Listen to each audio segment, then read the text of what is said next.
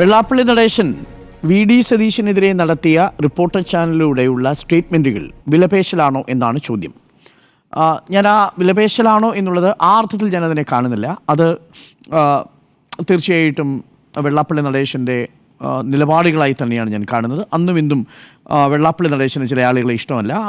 ആ നേതാക്കന്മാരെക്കുറിച്ച് എല്ലാ കാലത്തും വെള്ളാപ്പള്ളി നടേശൻ പറയുന്ന അതേ ശൈലിയിൽ തന്നെയാണ് ഇന്നും പ്രതികരിച്ചിരിക്കുന്നത്. കെ.സി. വേണുഗോപാലിനെ കുറിച്ച് പ്രതികരിക്കുമ്പോൾ സ്വാഭാവികമായും എങ്ങനെയാണോ പ്രതികരിക്കുന്നത് അതുപോലെ തന്നെയാണ്. അതേപോലെ തന്നെയാണ് വി.ഡി. സതീശൻ്റെ കാര്യത്തിലും സംഭവിച്ചത്. അതുകൊണ്ട് ഏതെങ്കിലും തരത്തിലുള്ള വിലപേശൽ നടത്താൻ വേണ്ടിയുള്ള നീട്ടം. പക്ഷേ വിലപേശൽ നടത്തുന്നത് നിലവിൽ കോൺഗ്രസ് നേതാക്കളാണ്. അവർ ആ വിലപേശാൻ ഉപയോഗിക്കുന്നതാവട്ടെ സമുദായ സംഘടനയുമാണ് എന്നതാണ് എൻ്റെ ടേക്ക്. അതുകൊണ്ട് ഞാൻ യെസ് എന്നതാണ് നിലപാടെടുത്തിരിക്കുന്നത്. വിലപേശിക്കൊണ്ടിരിക്കുന്നത് ഒരു ഭാഗത്ത് രമേശ് ചെന്നിത്തലയും മറുഭാഗത്ത് സ്വാഭാവികമായും വി.ഡി. സതീശനുമാണ്. ഇനി ഈ വിഷയത്തിലേക്ക് എത്തിയാൽ ഞാൻ മനസ്സിലാക്കുന്നത് ഈ വിവാദങ്ങൾ കേരള ബ്ലാസ്റ്റേഴ്സ് ഇപ്പോൾ തുടർച്ചയായി പരാജയപ്പെട്ടതിന് ശേഷം തിരിച്ചു വരുന്നത് പോലെ ഈ ISLൻ്റെ ട്രോഫി കേരള ബ്ലാസ്റ്റേഴ്സ് എടുത്താൽ നിശ്ചയമായും 2026 രമേശ് ചെന്നിത്തല കേരളത്തിൻ്റെ മുഖ്യമന്ത്രിയാവും. അതായത് LDF വിജയിക്കണം, അതാണ് ഏറ്റവും. LDF പരാജയപ്പെടണം. LDF പരാജയപ്പെട്ടതിന് ശേഷം തുടർച്ചയായി പരാജയപ്പെട്ടുകൊണ്ടിരിക്കുന്ന കേരള ബ്ലാസ്റ്റേഴ്സ് ഫോം കണ്ടെത്തണം. ഇപ്പോൾ നടത്തിയിരിക്കുന്ന നീക്കം വളരെ പ്രധാനപ്പെട്ട ഒരു നീക്കമാണ്. അത് രമേശ് ചെന്നിത്തലയ്ക്ക് ഗുണകരമായിട്ടുണ്ട് എന്നാണ് എൻ്റെ ടേക്ക്. എന്തുകൊണ്ടെന്നാൽ രണ്ട് കാര്യങ്ങൾ കൊണ്ടാണ്. ഒന്ന്, ഉപതെരഞ്ഞെടുപ്പുകൾക്ക് ശേഷം ചർച്ചകളെല്ലാം വി.ഡി. സതീശനിലേക്ക് കേന്ദ്രീകരിക്കുന്നത് നമ്മൾ കണ്ടത്. എല്ലാ തലക്കെട്ടുകളിലും വി.ഡി. സതീശനുണ്ട്. നിയമസഭയിലെ പെർഫോമൻസിൽ വി.ഡി. സതീശനുണ്ട്. വി.ഡി. സതീശന് മന്ത്രിമാർ മറുപടി പറയുന്നു, മന്ത്രിമാർക്ക് വി.ഡി. സതീശൻ മറുപടി പറയുന്നു, മുഖ്യമന്ത്രിയും വി.ഡി. സതീശനും തമ്മിൽ ഏറ്റുമുട്ടുന്നു. അവിടെ മഹാരാഷ്ട്രയിൽ പോയ രമേശ് ചെന്നിത്തലയ്ക്ക് അവിടെ പരാജയപ്പെടേണ്ടി വരുന്നു. കേരള രാഷ്ട്രീയത്തിൽ താൻ അപ്രസക്തനാണോ എന്ന് രമേശ് ചെന്നിത്തലയ്ക്ക് തോന്നുന്ന നിമിഷത്തിലാണ് ജനുവരി 2-ാം തീയതിയുള്ള ഈ പ്രഭാഷണത്തിലേക്ക്, മന്നം ജയന്തി പ്രഭാഷണത്തിലേക്ക് രമേശ് ചെന്നിത്തലയെ ക്ഷണിക്കുന്നത്. ആ ക്ഷണിച്ചിരിക്കുന്നത് ഒരു ഓപ്പറേഷൻ്റെ ഭാഗമായിട്ടാണെന്ന് വിശ്വസിക്കാനാണ് എനിക്ക് ഇഷ്ടം. ബാക്കി കാര്യങ്ങൾ അവിടെ നിൽക്കട്ടെ. പക്ഷേ അങ്ങനെ ഓപ്പറേഷൻ്റെ ഭാഗമായി രമേശ് ചെന്നിത്തലയെ ക്ഷണിക്കുമ്പോൾ ഒരു കാര്യം കൂടി നമ്മൾ അറിയണം. കഴിഞ്ഞ വർഷം ഈ പരിപാടിയിൽ പങ്കെടുത്തിരുന്ന ഒരു പ്രതിനിധിയിൽ ഒരാൾ എനിക്ക് തോന്നുന്നു അബിൻ വർക്കി ആയിരുന്നു എന്ന് തോന്നുന്നു. അതിന് തൊട്ട് മുമ്പ് എനിക്ക് തോന്നുന്നു AYFൻ്റെ ഒരു നേതാവ് ഈ പരിപാടിയിൽ പങ്കെടുത്തിരുന്നു എന്ന് തോന്നുന്നു. അപ്പോൾ ഈ മാരാമൺ കൺവെൻഷനിൽ തുടർച്ചയായിട്ട് നേതാക്കൾ പങ്കെടുക്കുന്നുണ്ട്. അത് ഏതെങ്കിലും തരത്തിൽ വി.ഡി. സതീശനല്ല. അപ്പോൾ വി.ഡി. സതീശനെ മാരാമൺ കൺവെൻഷനിൽ വിളിച്ചതുകൊണ്ട് പെട്ടെന്ന് രമേശ് ചെന്നിത്തല വന്നു എന്ന് ഞാൻ കരുതുന്നില്ല. പകരം തുടർച്ചയായി പരിപാടി ഈ രാഷ്ട്രീയ വാർത്തകളിൽ നിന്ന് താൻ അപ്രത്യക്ഷനാകുന്ന ഒരു ഘട്ടത്തിലാണ് രമേശ് ചെന്നിത്തല ഇപ്പോൾ വാർത്തകൾ നിറഞ്ഞു നിൽക്കുന്നത് എന്ന് മാത്രമല്ല ചാനലുകളുടെയും മാധ്യമങ്ങളുടെയും ഒക്കെ പ്രധാന തലക്കെട്ടുകളായി മാറുകയും ചെയ്യുന്നു. ആ അർത്ഥത്തിൽ രമേശ് ചെന്നിത്തലയുടേത് ഇന്നത്തെ കേരള ബ്ലാസ്റ്റേഴ്സിൻ്റെ പ്രകടനം പോലെ മികച്ച ഒരു നീക്കം തന്നെയായിട്ടാണ് ഞാൻ കണക്കാക്കുന്നത്. ഇതിന് 2011-13 കാലഘട്ടങ്ങളിലെ വിവാദമായി 2024 ഇപ്പോൾ തുടങ്ങിയിരിക്കുന്ന ഈ രാഷ്ട്രീയ വിവാദത്തിനൊരു ബന്ധമുണ്ട്. അതാണ് ഇതിനകത്തെ രാഷ്ട്രീയ കൗതുകമായി ഞാൻ കണക്കാക്കുന്നത്. പ്രേക്ഷകർക്കറിയാം, 2011 ഈ 5-ാം മന്ത്രി വിവാദമുണ്ടാകുന്ന സമയത്ത് എന്തുകൊണ്ടാണ് NSS വളരെ പെട്ടെന്ന് രമേശ് ചെന്നിത്തലയെ മുന്നിലിറക്കി കളിക്കാൻ നോക്കിയത്? അന്ന് NSSൻ്റെ പ്രതിനിധി എന്ന നിലയിലല്ല, ഭൂരിപക്ഷ സമുദായത്തിൻ്റെ പ്രതിനിധി എന്ന നിലയിലാണ് താക്കോൽ സ്ഥാനത്തേക്ക് രമേശ് ചെന്നിത്തലയെ കൊണ്ടുവരണമെന്ന് സുകുമാരൻ നായർ പറയുന്നത്. അത് പറയുന്നതാവട്ടെ 5-ാം മന്ത്രി സ്ഥാനത്തേക്ക് ഉമ്മൻചാണ്ടി ഏകപക്ഷീയമായി മഞ്ഞളാംകുഴി അലിയെ കൊണ്ടുവരുന്നു. അത് സമുദായ സമവാക്യങ്ങളെ തെറ്റിക്കുന്നു, അത് ഭൂരിപക്ഷ സമുദായത്തിന് വേദനയാവുന്നു എന്ന് തോന്നുന്നൊരു ഘട്ടത്തിലാണ് അന്ന് രമേശ് ചെന്നിത്തലയ്ക്ക് അനുകൂലമായിട്ട് സുകുമാരൻ നായർ മാത്രമല്ല വെള്ളാപ്പള്ളി നടേശനും രംഗത്തിറങ്ങുന്ന ഒരു സാഹചര്യം ഉണ്ടാവുന്നത്. ഏതാണ്ട് അതേ സാഹചര്യം 2024 ആകുമ്പോൾ മറ്റൊരു തലത്തിൽ രൂപപ്പെട്ടു വരികയാണ്. അവിടെ CPM ഒരു ഭാഗത്ത് തുടർച്ചയായിട്ട് ഇസ്ലാമോഫോബിക്കായ പരാമർശങ്ങൾ നടത്തുകയും കോൺഗ്രസ് ന്യൂനപക്ഷങ്ങളുടെ ഭാഗമായി തീരുന്നു, തീവ്ര ന്യൂനപക്ഷ ഭാഗത്തേക്ക് കോൺഗ്രസ് മാറുന്നു എന്നുള്ളൊരു ആക്ഷേപം തുടർച്ചയായി CPM ഉന്നയിക്കുകയും അങ്ങനെ കോൺഗ്രസ്, ലീഗ്, തീവ്ര മുസ്ലിം സംഘടനകൾ ചേരി, തീവ്ര വർഗീയ ചേരി എന്നിങ്ങനെ ആവർത്തിച്ചു പറയുകയും ചെയ്യുമ്പോൾ കോൺഗ്രസിനെ മുസ്ലിം ന്യൂനപക്ഷ വിഭാഗത്തിലേക്ക് കൊണ്ട് കെട്ടാനുള്ള ശ്രമം നടത്തുമ്പോൾ മറുഭാഗത്ത് അതിനെ പ്രതിരോധിക്കാൻ കോൺഗ്രസിനൊരു നേതാവിനെ ആവശ്യമായി വരും. അങ്ങനെ നേതാവിനെ ആവശ്യമായി വരുന്ന ഘട്ടത്തിൽ അതാരാണ് എന്ന ചോദ്യത്തിന് ഇന്നുത്തരമായിരിക്കുന്നു. ആ ഉത്തരമാണ് രമേശ് ചെന്നിത്തല. സ്വാഭാവികമായും CPM എത്രത്തോളം കോൺഗ്രസിനെ ലീഗിൻ്റെയും നേരത്തെ സൂചിപ്പിച്ച തീവ്ര വർഗീയ ചേരി എന്ന A. വിജയരാഘവൻ്റെയും സ്റ്റേറ്റ്മെൻറ്റിലൂടെ കൊണ്ട് കെട്ടുമോ അത്രത്തോളം രാഷ്ട്രീയ പ്രാധാന്യം രമേശ് ചെന്നിത്തലയ്ക്ക് മറുഭാഗത്ത് കൂടും. കാരണം മറുഭാഗത്ത് അതിനെ പ്രതിരോധിക്കാൻ വേണ്ടി ഒരു കോൺഗ്രസ് നേതാവിൻ്റെ മുഖം നിങ്ങൾക്ക് കാണേണ്ടി വരും. ആ കോൺഗ്രസ് നേതാവ് സ്വാഭാവികമായും ഇപ്പോൾ മറ്റാരുമല്ല, അത് രമേശ് ചെന്നിത്തലയാണ്. നേരത്തെ ശശി തരൂർ എന്ന തറവാടി നായരെ കൊണ്ടുവരാൻ ഒരു ശ്രമം നടത്തി, പക്ഷേ അത് പൊളിഞ്ഞു പോകുന്നതാണ്. ഏറ്റവും മികച്ചൊരു അവസരം അദ്ദേഹം പാഴാക്കി എന്ന് വേണം കരുതാൻ. അപ്പോൾ ചുരുക്കത്തിൽ ഇതാണ് ഞാൻ നേരത്തെ സൂചിപ്പിച്ച 2011-13 5ാം മന്ത്രി വിവാദം. നോക്കൂ, അതിനിടയ്ക്ക് എത്ര രസകരമായ സംഭവങ്ങളാണ് 2011-14 കാലഘട്ടങ്ങളിൽ ഉണ്ടായത്. രമേശ് ചെന്നിത്തല തുടർച്ചയായി പരാജയപ്പെട്ടില്ലേ? എങ്ങനെയാണ് പരാജയപ്പെട്ടത്? ആദ്യം അദ്ദേഹം ആഭ്യന്തര മന്ത്രിസ്ഥാനം ആവശ്യപ്പെട്ടു, അത് കൊടുത്തില്ല. ഒടുവിൽ മന്ത്രിസ്ഥാനത്തേക്കേ ഇല്ല എന്ന നിലയിലേക്ക് കാര്യങ്ങൾ എത്തേണ്ടി വരുന്ന സാഹചര്യമുണ്ടായി. അതിനിടയിലാണ് താക്കോൽ സ്ഥാന പരാമർശം വന്ന് വീണ്ടും പ്രതിരോധത്തിലാവുന്നത്. തൻ്റെ സെക്കുലർ ക്രെഡൻഷ്യൽസിന് പരിക്കേൽക്കുമെന്നായപ്പോൾ അദ്ദേഹം അതിൽ നിന്ന് രക്ഷപ്പെടാൻ ഒടുവിൽ NSSനെ തള്ളിപ്പറയേണ്ടി വരുന്ന സാഹചര്യം ഉണ്ടാവുന്നു. അതുകൊണ്ട് അദ്ദേഹത്തിന് നഷ്ടമുണ്ടാവുന്നു.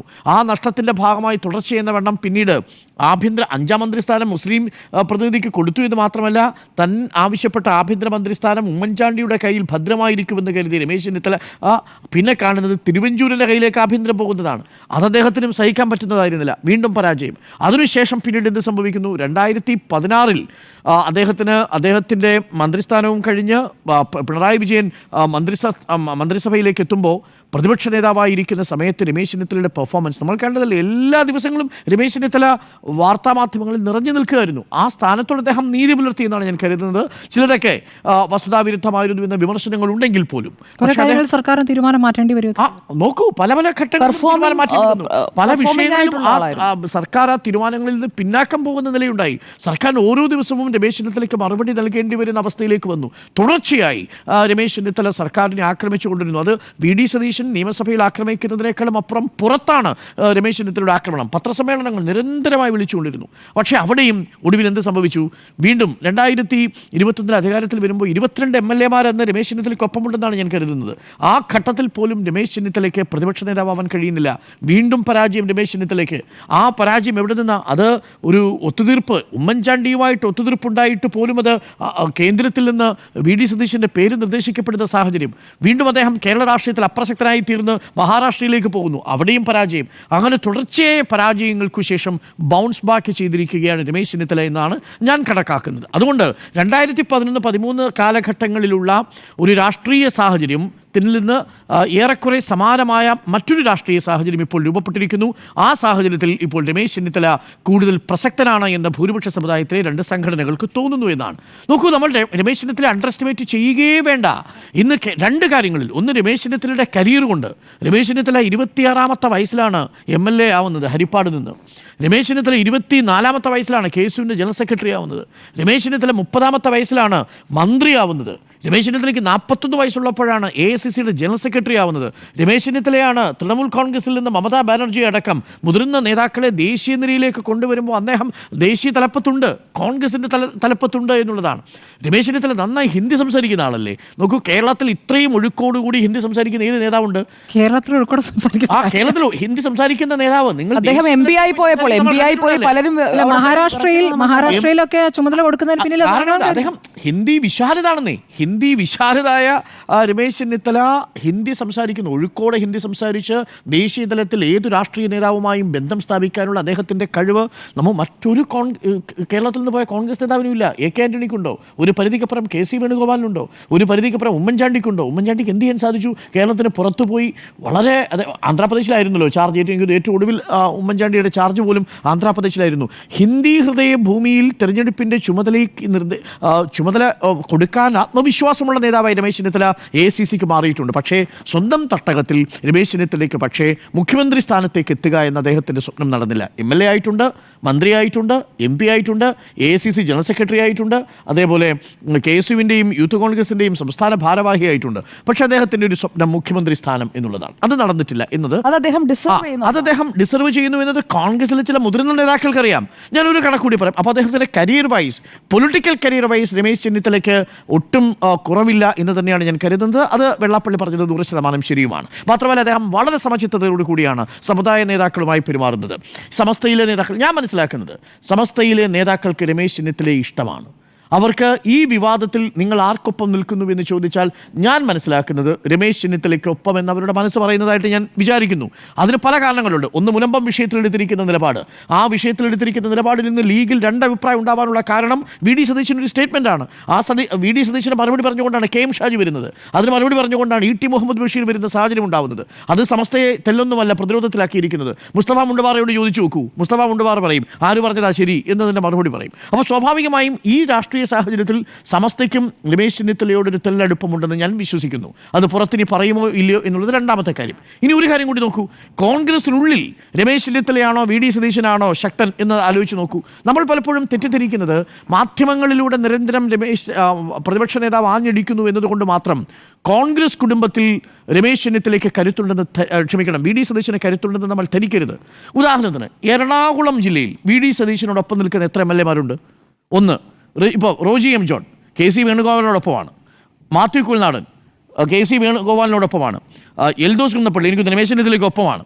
ഈ കേരളത്തിൽ ഉള്ള മൊത്തം MLA-മാരുടെ എണ്ണം എടുത്താൽ ഒരുപക്ഷേ ഈ ഘട്ടത്തിൽ നമ്മൾ സംസാരിക്കുന്ന നിമിഷത്തിൽ രാഹുൽ മാങ്കൂട്ടത്തിൽ വി ഡി സതീശനോടൊപ്പം ഉണ്ട്.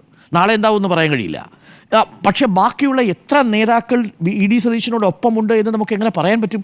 ഒന്ന്, ബെന്നി ബെഹനാൻ ആർക്കൊപ്പമാ? ഹസൻ ആർക്കൊപ്പമാ? കെ സി ജോസഫ് ആർക്കൊപ്പമാ? ഇവരാരാണ് കോൺഗ്രസിലൊരു പ്രധാനപ്പെട്ട രാഷ്ട്രീയ വിഷയം വന്നാൽ ആദ്യം ഇവർ മൂന്നുപേര് സംസാരിക്കാൻ സാധ്യതയുള്ള നേതാവാരാ?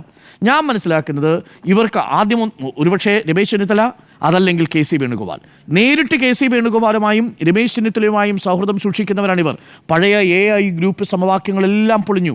ഇപ്പോൾ തിരുവഞ്ചൂർ രാധാകൃഷ്ണൻ അദ്ദേഹം ഒരു ന്യൂട്രൽ പൊസിഷനിൽ നിൽക്കുകയാണ്. പക്ഷേ അപ്പോഴും രമേശ് ചെന്നിത്തലയുമായി അദ്ദേഹം സംസാരിക്കുന്നുണ്ട്. പഴയ പിണക്കങ്ങളും പരിഭവങ്ങളും ഒക്കെ മാറിയിട്ടുണ്ട്. പകരം ഇപ്പോൾ അവിടെ അദ്ദേഹം രമേശ് ചെന്നിത്തലയെ സപ്പോർട്ട് ചെയ്യുന്നുണ്ട്. ഇനി യൂത്ത് കോൺഗ്രസിൻ്റെ നേതൃനിരയിലേക്ക് എത്തിയാലോ? യൂത്ത് കോൺഗ്രസിൻ്റെ പല ജില്ലാ നേതാക്കളും ഇന്ന് വി ഡി സതീശനോടൊപ്പം ഇല്ല. ഏതെങ്കിലും ജില്ലാ പ്രസിഡന്റുമാർ വി ഡി സതീശനെ വിശ്വസിച്ചിറങ്ങുമോ? എനിക്ക് തോന്നുന്നില്ല ഈ ഘട്ടത്തിൽ. നിലവിൽ KSUവിൻ്റെ ഇപ്പോൾ അലോഷ്യ സേവ്യർ പറയുന്നു.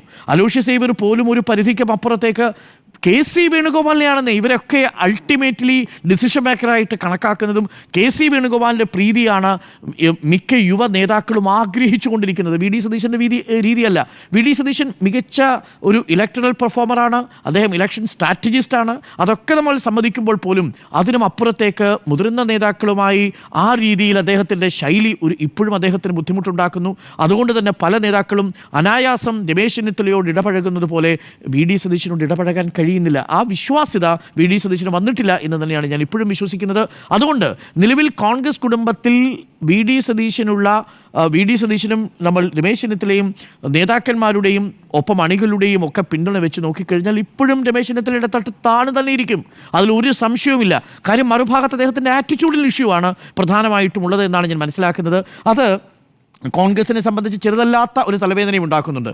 എൻ്റെ പ്രഡിക്ഷൻ ഇതാണ്, 2026 ഏതെങ്കിലും കാരണവശാൽ UDF അധികാരത്തിൽ വരുന്നൊരു സാഹചര്യം ഉണ്ടായാൽ, 70-80 സീറ്റുകൾ നേടി അധികാരത്തിൽ വരുന്ന സാഹചര്യം ഉണ്ടായാൽ 2 പോസിബിലിറ്റിയാണുള്ളത്. ഒന്ന്, രമേശ് ചെന്നിത്തല മുഖ്യമന്ത്രിയാവുക എന്നതാണ് ആദ്യ പോസിബിലിറ്റി എന്നതായി ഞാൻ കാണുന്നത്. Second option K C Venugopal മുഖ്യമന്ത്രിയാവുക. The third option will be V D Satheesan. പക്ഷേ വി ഡി സതീശന് പാർലമെൻ്ററി പാർട്ടി പിന്തുണ ഇപ്പോഴും ഇല്ല എന്നാണ് ഞാൻ വിശ്വസിക്കുന്നത്. സാങ്കേതികമായി ഉണ്ട് എന്ന് നമ്മൾ പറയും, പക്ഷേ ഇപ്പോഴും MLA-മാരുടെ ബഹുഭൂരിപക്ഷം പിന്തുണ രമേശ് ചെന്നിത്തലയ്ക്കൊപ്പമായിരിക്കും. അതാണ് വസ്തുത. അത് രമേശ് ചെന്നിത്തല ആർജിച്ചെടുത്ത രാഷ്ട്രീയ പരിചയമാണ്. 26-ാമത്തെ വയസ്സിൽ ആ കളരിയിൽ തുടങ്ങിയതാണ് കളി. ഹരിപ്പാട് പഠിപ്പിച്ചതാവട്ടെ സാക്ഷാൽ ലീഡർ. അവിടെ നിന്ന് അങ്ങോട്ട് തുടങ്ങിയ ആ രാഷ്ട്രീയ പരിചയ, ആ രാഷ്ട്രീയ അഭ്യാസത്തിൽ രമേശ് ചെന്നിത്തലയെ നമുക്ക് അണ്ടർ എസ്റ്റിമേറ്റ് ചെയ്യാൻ കഴിയില്ല. രമേശ് ചെന്നിത്തല കൊണ്ടുവന്ന നേതാക്കളാണ് ഇന്ന് കേരളത്തിൽ കോൺഗ്രസിലുള്ളതും കേരളത്തിന് പുറത്താണെങ്കിലും പല നേതാക്കളുള്ളതും രമേശ് ചെന്നിത്തലയോടൊപ്പം നിന്നവരാണ്. അതുകൊണ്ട് രമേശ് ചെന്നിത്തല ആ അർത്ഥത്തിലൊരു മെൻഡർ എന്ന രീതിയിൽ നിൽക്കുന്നു. പക്ഷേ പ്രശ്നം എന്താണെന്ന് വെച്ചാൽ രമേശ് ചെന്നിത്തല ഇപ്പോൾ പവർലെസ് ആണ്. കേന്ദ്രത്തിൽ കെ സി വേണുഗോപാലാണ്. അപ്പോൾ അതുകൊണ്ട് എല്ലാ ഫോക്കസും കെ സി ആണ്. K C will be the number 1 choice എന്നുള്ളതായിരിക്കും സ്വാഭാവികമായും നിലവിലത്തെ അവസ്ഥ. കെ സി വേണുഗോപാൽ 2026 തുടരുകയാണെങ്കിൽ ഉണ്ടാവുക എന്നുള്ളതാണ്. കാര്യം അധികാരത്തിൻ്റെ കേന്ദ്രങ്ങളിലേക്ക് എല്ലാ കാലഘട്ടങ്ങളിലും കോൺഗ്രസിലെ നേതാക്കൾ ചലിച്ചിട്ടുണ്ട്. ആ അധികാര കേന്ദ്രം കെ സി വേണുഗോപാലാണെന്ന് എല്ലാവർക്കും അറിയാം. കേരളത്തിൽ ആ പിന്തുണ നിലവിൽ രമേശ് ചെന്നിത്തലയ്ക്കാണ് എന്നുള്ളതും എല്ലാവർക്കും അറിയാം. അതുകൊണ്ട് ഇനി വരുന്ന ദിവസങ്ങളിലും അത് നിർണായകമാകും എന്നുള്ളത് വാസ്തവമാണ്. പിന്നെ എന്നെ അത്ഭുതപ്പെടുത്തുന്നത് ഏകദേശം 12 മണിക്കൂറായി തറ ഭാഷ സംസാരിക്കുന്ന ഒരാളാണ് കേരളത്തിൻ്റെ പ്രതിപക്ഷ നേതാവെന്ന് പറഞ്ഞാൽ എനിക്ക് വേദനിക്കും. കാര്യം അങ്ങനെയല്ല വി.ഡി. സതീശൻ എന്നാണ് എൻ്റെ ടേക്ക്. വി.ഡി. സതീശൻ കാര്യങ്ങളൊക്കെ നന്നായി വൃത്തിയായി പഠിച്ച് നിയമസഭയിൽ പ്രസൻറ്റ് ചെയ്യുന്ന ഒരാളാണ്. പല സമയങ്ങളിലും ആ ചർച്ചകളുണ്ടാകുമ്പോൾ അതിൻ്റെ വൈകാരികമായിട്ടൊക്കെ ഇടപെടുന്നുണ്ടെങ്കിൽ പോലും അങ്ങനെ ഗൃഹപാഠം ചെയ്ത് സംസാരിക്കുന്ന ഒരാൾ അത്ര തറഭാഷ സംസാരിക്കുന്ന ഒരാളൊന്നുമല്ല. നമുക്ക് തോന്നുന്ന ഒരു വേദന പോലും കോൺഗ്രസിലെ നേതാക്കൾക്ക് വി.ഡി. സതീശൻ്റെ പേരിൽ ഉണ്ടാവുന്നില്ല എന്നുള്ളത് എന്നെ അത്ഭുതപ്പെടുത്തുന്നുണ്ട്. ചില സമയത്ത് അവഗണനയാണ് ഏറ്റവും ശക്തമായ മറുപടി. ഇതാണോ അവഗണന? സ്വന്തം പ്രതിപക്ഷ നേതാവിനെ തറഭാഷ സംസാരിക്കുന്നു എന്ന് പറയുമ്പോൾ വിളിച്ചു പറഞ്ഞ ഒരാൾ ഇങ്ങനെ അതല്ല, മാധ്യമങ്ങൾ പറഞ്ഞു കഴിഞ്ഞാൽ ചർച്ച പരിഷ്കരിക്കാനായിട്ടൊക്കെ പെട്ടെന്ന് തീരുമാനം എടുക്കാം. അല്ല, ഇത് പറയുന്നതാരാ? പറയുന്നത് ഇവിടുത്തെ ഒരു സമുദായത്തിലെ പ്രമാണിയല്ലേ? ആ മനുഷ്യൻ പറയുന്ന കാര്യത്തോട് ഇങ്ങനെയാണോ പ്രതികരിക്കുന്നത്? അത് വളരെ മൈൽഡായിട്ടാണ് കെ സുധാകരൻ പ്രതികരിച്ചത്. അധികാരമോഹി എന്ന് വിളിച്ചതിനെ മാത്രമാണ് അദ്ദേഹം എതിർത്ത് പറയുന്നത്. അതെ. അതാണ് ഞാൻ മനസ്സിലാക്കുന്നത്. അതിൽ നിന്ന് തന്നെ വളരെ വ്യക്തമാണ്. ഇപ്പോൾ മറിച്ചാണ് ഇപ്പോൾ കെ.സി. വേണുഗോപാൽ രാഹുൽ ഗാന്ധിയെ കുറിച്ചാണ് വെള്ളാപ്പള്ളി നടേശൻ ഇങ്ങനെ പറഞ്ഞിരുന്നെങ്കിലോ എന്ത് സംഭവിക്കുമായിരുന്നു? ഇതേപോലെ അവഗണിക്കുമായിരുന്നു? അവഗണിക്കില്ല, പ്രതികരിക്കുമായിരുന്നു. ഓരോ സ്ഥലത്തും പ്രതികരണം ഉണ്ടാകുമായിരുന്നു. അപ്പോൾ അതുകൊണ്ട് അതിൽ നിന്ന് തന്നെ ഈ കാര്യം വ്യക്തമാണ് എന്നാണ് ഞാൻ മനസ്സിലാക്കുന്നത്. അപ്പോൾ വിലപേശലോ എന്ന ചോദ്യത്തിന് നിലവിൽ നേതാക്കൾ സമുദായ സംഘടനകളെ ഉപയോഗിച്ചുകൊണ്ട് വിലപേശിക്കൊണ്ടിരിക്കുന്ന കൗതുകകരമായ കാഴ്ചയ്ക്കാണ് കേരളം സാക്ഷ്യം വഹിച്ചുകൊണ്ടിരിക്കുന്നതെന്നാണ് എൻ്റെ ടേക്ക്.